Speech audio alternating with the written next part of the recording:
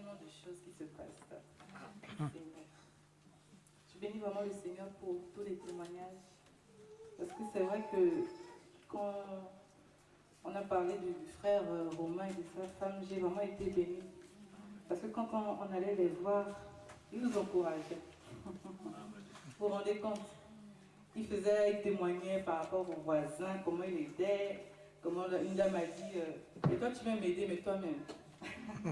Alléluia. Amen. Avec Jésus, c'est extraordinaire parce qu'on s'oublie. On s'oublie pour venir en aide aux autres. Alléluia. Et j'ai vraiment aimé quand la sœur disait qu'il y a un temps pour tout en fait. Il y a un temps pour être assisté et un temps pour assister les autres. Il y a un temps pour se plaindre et un temps pour aller écouter un peu chez les autres. Parce que quand tu sors de chez toi et que tu prêtes un peu l'oreille à l'autre, tu vas te rendre compte qu'il y a des gens qui vivent des situations vraiment pénibles. Et ils ont besoin d'un sourire, ils ont besoin d'un soutien, d'un appel. Mais tant que tu restes dans ton coin en disant que moi j'ai besoin de ça, tu ne dois pas te rendre compte que les autres ont vraiment besoin de ça. Il y a un temps pour toutes choses. Il y a un chant qui venait dans mon cœur qui disait que même si les océans se déchaînent, je les traverserai avec Jésus. Amen. Alléluia. Parce qu'il domine toutes choses et nous chrétiens, nous sommes tranquilles. Ça n'a l'air de rien comme ça, mais quand on a Jésus, on est tranquille. Et il y a des gens qui cherchent la paix. Mais nous, on a cette paix-là. Et c'est triste de se rendre compte qu'il y a des personnes qui se disent qui choisissent en fait de qui l'aide doit venir. Qui se disent que je veux que ce soit le pasteur qui prie pour moi. Je veux que ce soit tel frère qui parle. Je ne veux pas que ce soit le frère Constantin qui s'occupe de l'œuvre, sinon je ne viens pas. On se rend compte qu'on est encore très loin. Je ne veux pas que ce soit une femme qui prêche. Une femme, elle doit rester à la cuisine. Elle n'a rien à m'apporter. Mais en 2015, c'est vraiment regrettable de se rendre compte qu'il y a encore des gens qui ont ce genre de raisonnement. Mais c'est triste parce que ces personnes-là, bien qu'elles aient besoin d'aide, restent dans leur coin. Parce que je me dis que ceux qui sont contre le fait qu'une femme puisse enseigner sont des personnes qui ont quelque chose, qui ne sont pas guéries.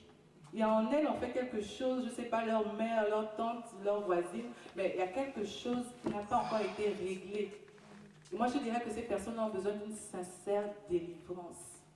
Parce que le temps n'est plus à savoir qui parle, mais le temps est à écouter la voix. Qu'est-ce que la voix dit? C'est la voix du Seigneur. Qu'est-ce que le Seigneur dit pour moi? La dernière fois, on était là, après toute la semaine de jeûne, je suis rentrée à la maison, on parlait avec mon mari. Je me suis endormie et après, il m'est arrivé dans la nuit, j'étais un peu fâchée parce que je me suis dit, on a eu tellement de temps intense, je veux dormir et tout ça. Mais ce n'était pas lui qui me réveillait, c'était le Seigneur. Et je vous assure que la nuit a été longue. Je recevais des choses que je ne comprenais pas. Il me parlait des arbres, des feuilles. Je disais, hey Seigneur, à force de rester avec Atas, je commence à avoir son esprit là qui reçoit des choses bizarres.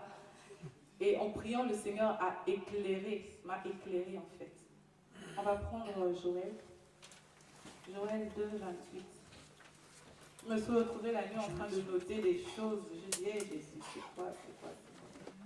Et j'ai compris que, comme la sœur a dit, il y a un temps pour toutes choses, un temps pour parler, un temps pour se taire et un temps pour parler. On va prendre Joël 3.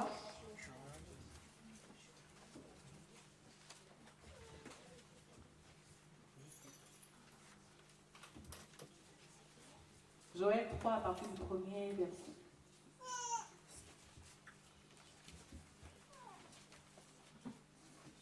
Joël 3, 1.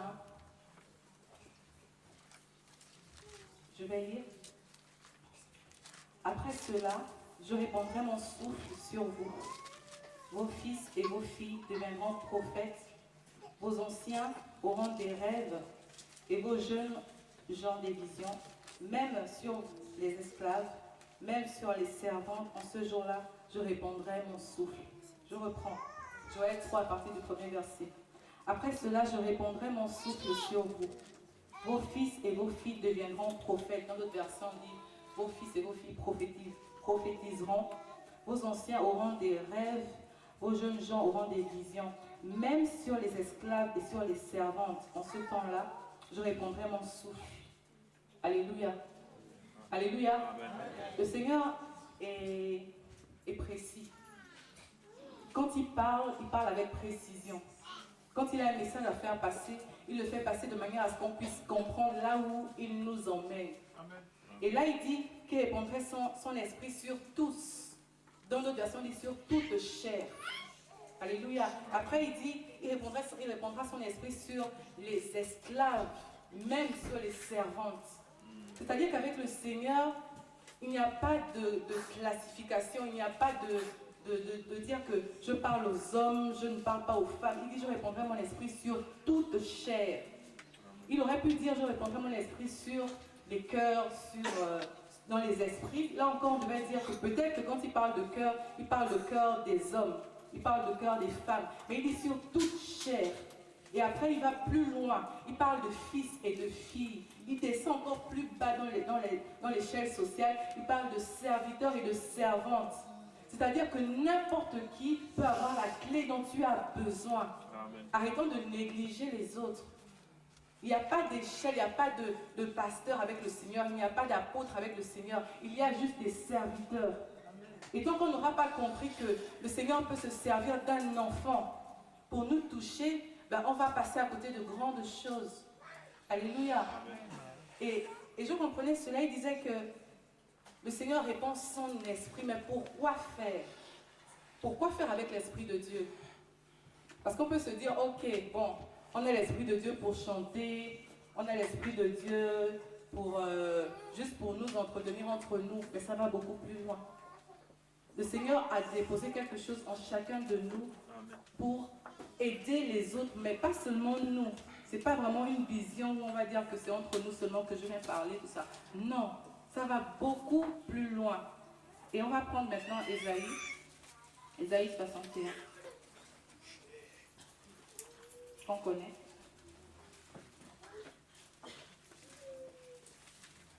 Donc c'est une suite. On a vu que le Seigneur, dans les derniers temps, dans ces temps-là où nous sommes, il répandra son esprit sur toute chair. J'aimerais que dans toute chair, là, tu mettes ton nom. Que tu as l'Esprit de Dieu. Alléluia. Amen. Et dans Ésaïe 61, on parle de la mission que le Seigneur a assignée à ceux qui ont son esprit. Alléluia. Amen. On dit, l'Esprit du Seigneur est sur moi. On connaît ce passage. On connaît ce passage. L'Esprit du Seigneur est sur moi. Il m'a oint pour apporter. Alléluia. Ça veut dire quoi? Ça veut dire que quand tu as l'Esprit du Seigneur, c'est pour apporter aux autres. L'Esprit du Seigneur en nous, ce n'est pas pour nous seulement. C'est pour faire quelque chose. Je veux lire dans ma version. On dit, le souffle de Dieu est sur moi, car il m'a conféré l'onction. Il m'a envoyé porter une bonne nouvelle aux pauvres, penser ceux qui ont le cœur brisé, proclamer aux captifs leur libération et aux prisonniers leur élargissement, proclamer pour le Seigneur une année de faveur et pour notre Dieu un jour de vengeance, de consolation pour tous ceux qui sont dans le deuil. Alléluia. Le Seigneur pouvait dire que allez-y. Ce n'est pas un service que le Seigneur nous demande. Il nous donne un ordre. Il dit allez et faites des nations des disciples. Allez.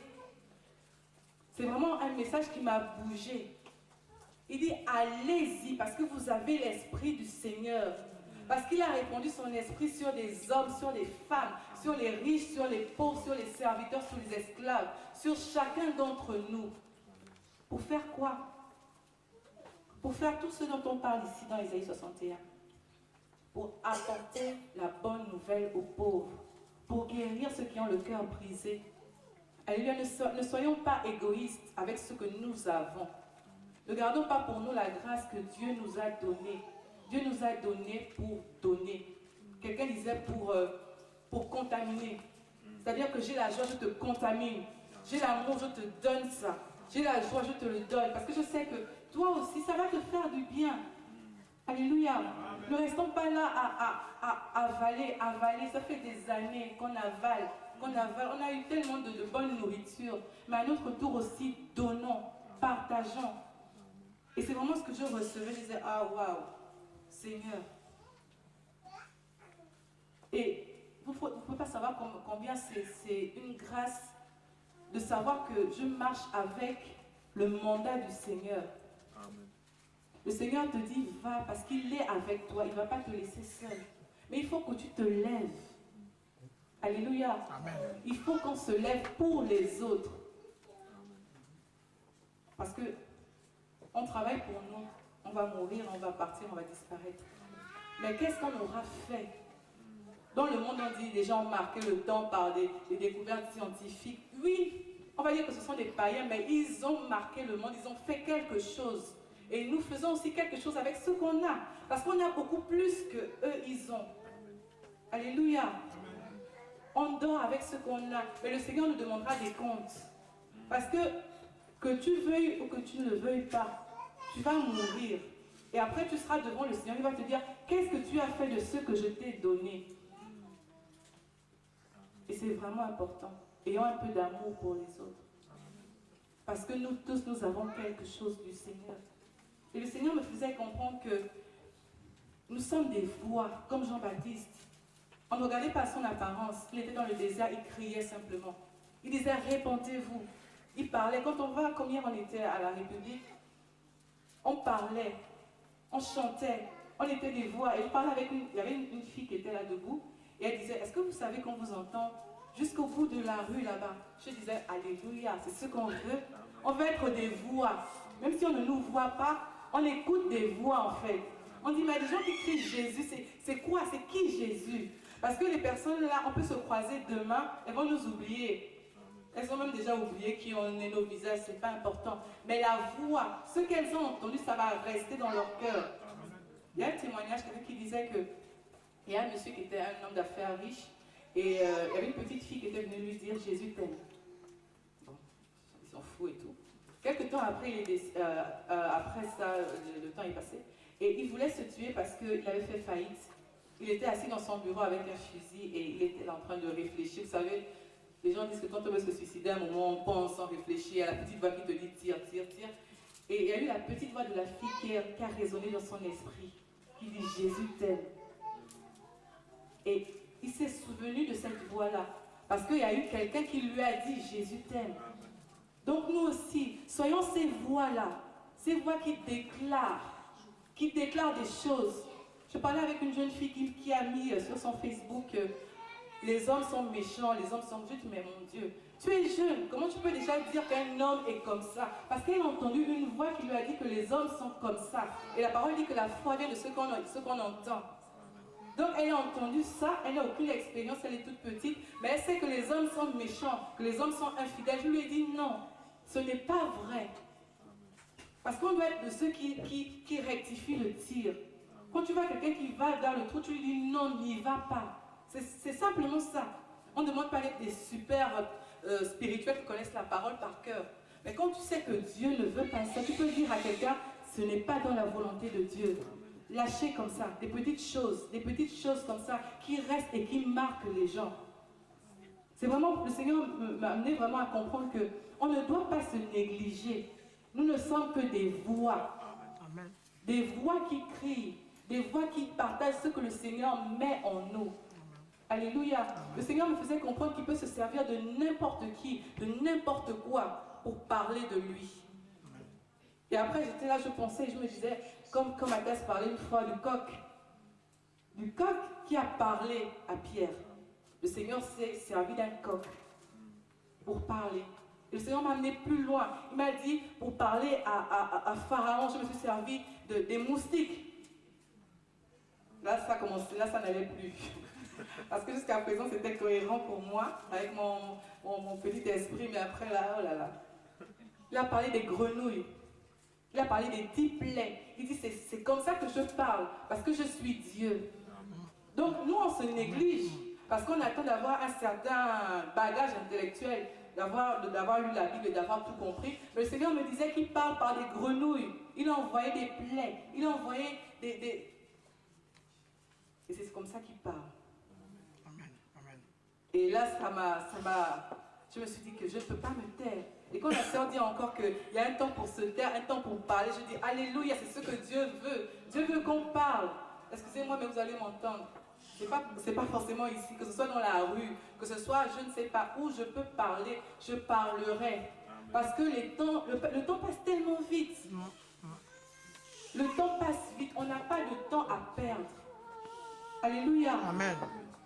Au niveau où le Seigneur nous a placés, hommes, femmes, petits, grands, parlons. Parce que si on ne parle pas, le Seigneur va susciter encore des pierres, il va susciter des coqs, des grenouilles, des criquets pour parler. Et le Seigneur me faisait comprendre que quand il parle, c'est clair, c'est précis. Parce que, je vais vous partager tout ce que j'ai reçu parce que c'est tellement embrouillé. J'avais un petit chien. Et il avait une manière de s'exprimer. Mais ce n'était pas clair. Donc quand il venait, il aboyait. Et je devais essayer de comprendre. Bon. Et il aboie pourquoi? Parce qu'il a faim, parce qu'il veut quelque chose, parce qu'il veut que je le sorte. C'était un peu embrouillé. Et là, c'est pas comme ça que le Seigneur parle. Quand le Seigneur utilise un âne pour te parler, il te parle. Et tu sais que c'est le Seigneur qui te parle. Alléluia.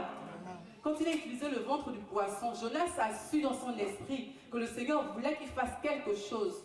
Et il peut utiliser des choses qui sont tellement pour nous, c'est pas possible, mais avec le Seigneur, tout est possible. Il me faisait comprendre que pour dire à Noé que la terre était ferme, il a utilisé une feuille. Une feuille a parlé à Noé pour dire que là c'est bon. Amen. Je me suis dit, Seigneur, la feuille. Il dit oui, parce que vous êtes des feuilles. Amen. Ah Jésus. Il disait que on va pas, je vais vraiment transcrire comme je l'ai reçu, parce qu'après j'ai cherché les versets pour que ce soit cohérent. Mais avec le Seigneur, quand c'est son esprit, il conduit. Amen. Parce que je voulais essayer de dire, bon, c'est vrai que si je parle de feuille, il faut que j'aille dans le livre de Genèse où on parle de ça, comme ça les gens vont savoir que la feuille là, non. Le Seigneur, quand il parle, peu importe ce qu'il utilise, c'est cohérent. Il a dit que Noé a envoyé des corbeaux. Il a envoyé un corbeau en fait parce qu'il ne savait pas s'il est resté dans l'arche, pour la petite histoire qu'on connaît déjà. Il est resté dans l'arche et il ne savait pas si c'était vraiment le temps du Seigneur, si là c'était bon et qu'on pouvait trouver une terre. Donc il ne savait pas. Il a essayé de faire avec les moyens de bord, il a pris un corbeau, il l'a envoyé. Il a dit, va, tu vas voir si là-bas, là c'est bon. Le corbeau est parti, il est revenu, il n'y avait rien. Et après, il y a eu le déclic dans la tête de Noé. Il a cherché l'Esprit de Dieu. Amen. La colombe. Amen. Il a envoyé, mais il n'a pas envoyé une seule fois, il a envoyé à 3 reprises. Alléluia. Amen. Il est monté à un niveau supérieur. Il a essayé d'abord la première fois par ses propres connaissances, comme il pouvait et tout ça. Il a dit oui, le corbeau peut aller. Mais à un moment, il s'est dit non, je vais envoyer la colombe, aller voir si la terre est favorable. Si on peut déjà dire que oui, c'est bon, c'est là où le Seigneur veut qu'on soit. Amen. Il a envoyé une fois, la colombe est revenue. Elle dit non, c'est pas encore le temps du Seigneur. Mais déjà, il n'est pas resté sur le corbeau. Il est parti sur la colombe qui est l'image du Saint-Esprit. Amen. Il a demandé au Saint-Esprit, est-ce que c'est le moment d'agir? Est-ce que c'est le moment de se poser? Le Saint-Esprit est revenu, il a dit, c'est pas le moment. Il est resté encore. Au bout d'un moment, il a renvoyé encore. Il est encore rentré dans la présence de Dieu. Il a dit, Seigneur, est-ce que c'est le moment? Et là, le Saint-Esprit a ramené une feuille. Et la feuille était l'image d'un chrétien qui est greffé à l'olivier. Parce que c'était la feuille de l'olivier. Amen, amen, amen, amen. Greffé à l'arbre. On sait que Jésus est l'olivier verdoyant.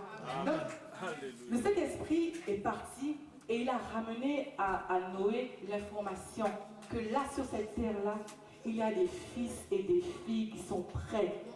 Amen. Alléluia. Amen. Et donc, le Saint-Esprit a ramené cette information à Dieu sous la forme d'une simple feuille pour dire que le temps est favorable. Amen. Et le Seigneur me faisait comprendre que nous sommes ces feuilles-là. La feuille, elle est greffée à l'arbre. L'arbre, c'est Jésus. Amen. Je suis la vigne et vous êtes les sarments. Donc, c'est-à-dire que on puise notre force de lui.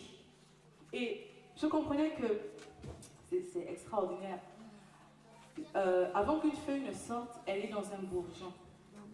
Donc c'est quoi? C'est la présence de Dieu. C'est-à-dire que quand la feuille est toute petite, donc quand le chrétien n'est pas encore accompli, le Seigneur nous garde, il ne nous expose pas. Et pendant ce temps-là, il nous nourrit, il nous garde de la pluie, il nous garde des tempêtes, il nous garde comme ça, comme des bébés.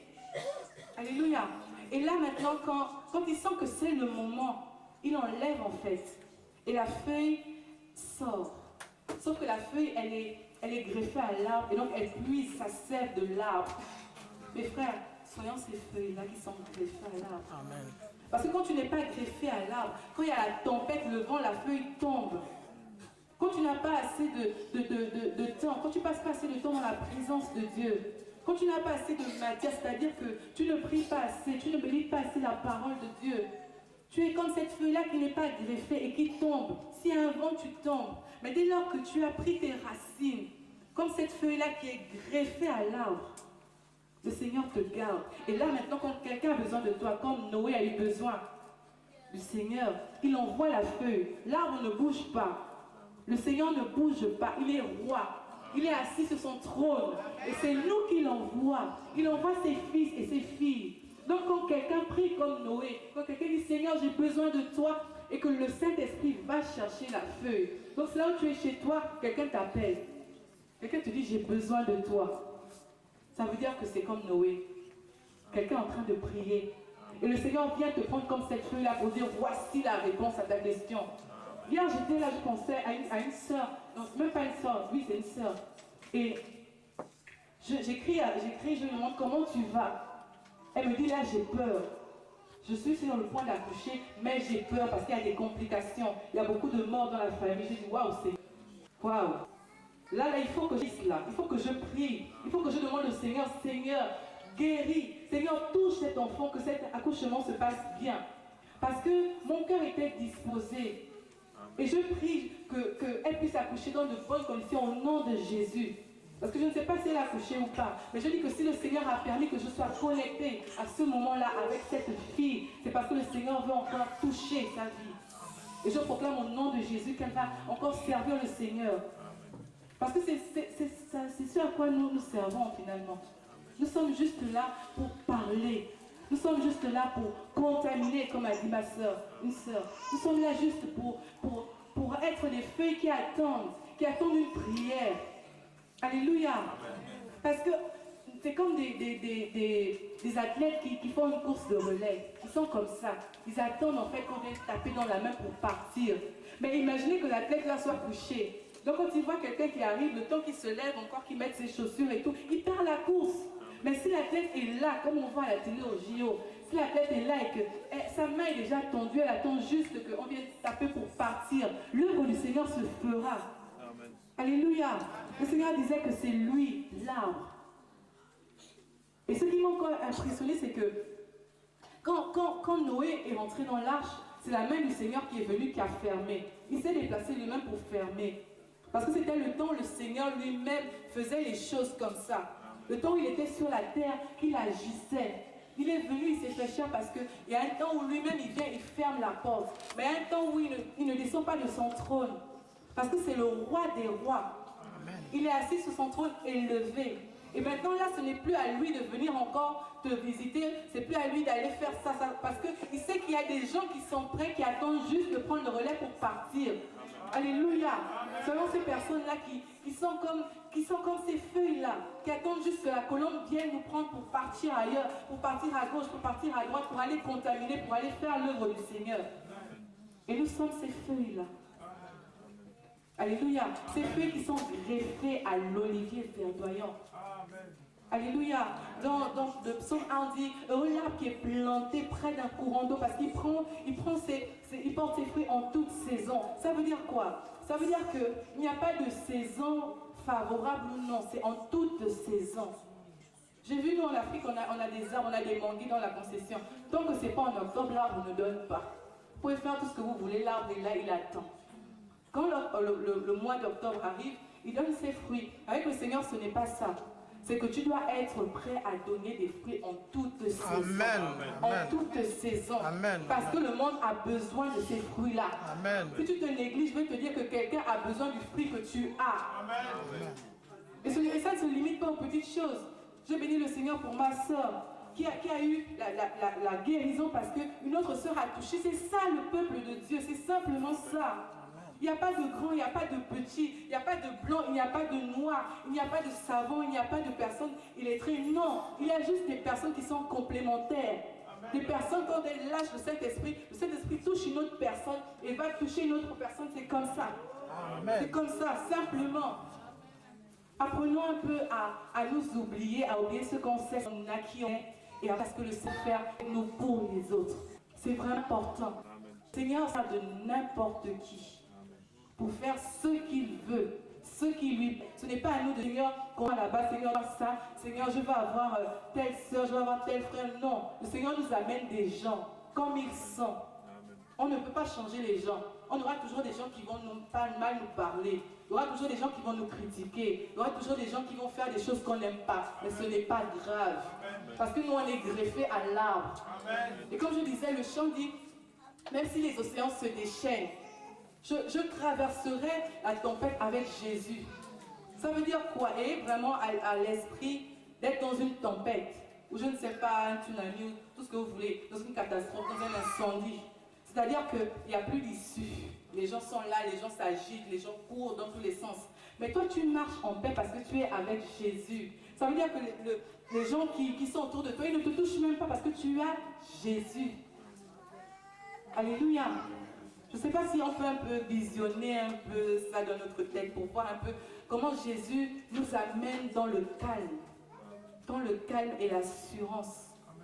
Alléluia. Amen.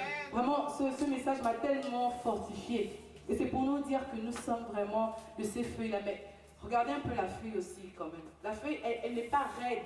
Elle n'est pas comme ça là. La feuille, elle bouge. Elle est malléable. Le vent peut souffler. Ça peut se passer, mais la feuille sait ce qu'elle doit faire. Si elle doit voler comme ça, partir là-bas, elle ira. Mais elle n'ira pas toute seule, elle ira avec l'aide du Saint-Esprit. Parce que c'est la colombe qui a emmené la feuille quelque part. La feuille n'est pas allée d'elle-même. Il y avait une trajectoire bien définie que la feuille devait suivre parce que c'est le Saint-Esprit qui conduisait la feuille. Ce n'est pas la feuille qui conduit la colombe. Qui dit colombe, amène-moi là-bas. Colombe fait non, non, non, non. C'est le Saint-Esprit qui va te conduire. Pourquoi tu as peur? Le Saint-Esprit va t'emmener. C'est extraordinaire. Et quand le Saint-Esprit t'amène quelque part, il t'amène avec la guérison. Amen. Il t'emmène avec la délivrance. Amen. Il t'emmène avec la ration nécessaire dont l'autre a besoin. Amen. Il t'emmène avec ce que l'autre attend de toi. Amen.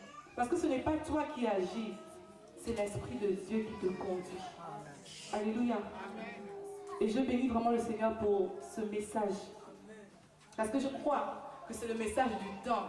Après un jeûne aussi merveilleux, après un temps comme ça, nous avons passé dans la présence de Dieu. Quand le Seigneur vient nous fortifier comme ça, ne passons pas à côté. Amen. Soyons vraiment ces feuilles qui sont greffées à l'arbre, à Jésus-Christ. Alléluia.